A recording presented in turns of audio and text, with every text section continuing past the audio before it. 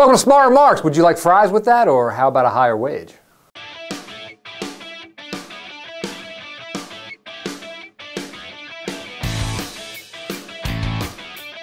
So my first job was at Burger King, where I made minimum wage way back in 1984. The minimum wage back then was $3.35 an hour.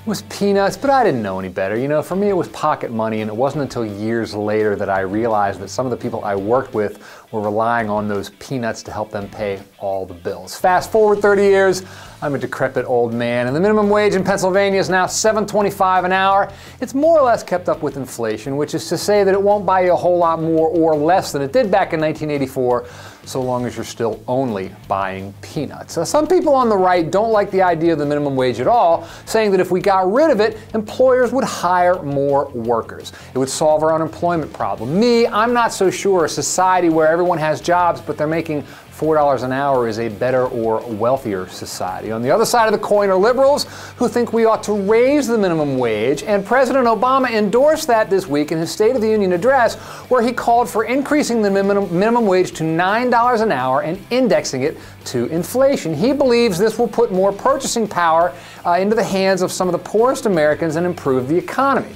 And that's probably true, but I've got to say that in my old age, I've come to believe in what we might call the law of unintended consequences. Conservatives say that raising the minimum wage is actually going to destroy jobs because it's going to raise employers' labor costs. They'll hire fewer workers. I doubt that, and here's why. Think about your local Burger King or your local McDonald's during the lunch rush. It's a madhouse. Can a place like that simply afford to have fewer workers? What would happen if they did? Customers would get angry, orders would take forever, people would go somewhere else. In retail and restaurants, if there's a demand for your product or service, you simply have to have a certain number of workers on the floor, or you risk alienating customers who might walk out the door and spend their money somewhere else. So if you skimp on hiring, you may be shooting yourself in the foot or in the wallet. But there seems to be this idea that if we raise the minimum wage, employers or owners or proprietors will simply swallow the difference.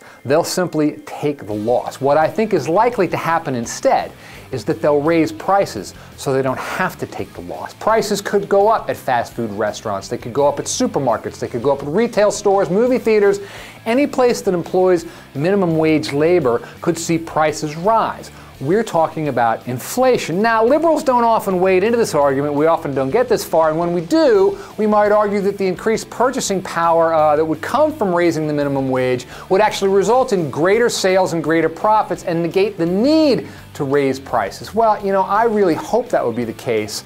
But, you know, this is one of those things where you got to be careful for what you wish for. Some folks are saying a more effective way of putting more purchasing power into the hands of the poorest Americans might be increasing the earned income tax credit. That would be a way to boost their bottom line without boosting consumer costs for you. But in any event, yeah, I once made minimum wage, and I can totally see the argument for raising it. All I'd say is watch out for those unintended consequences.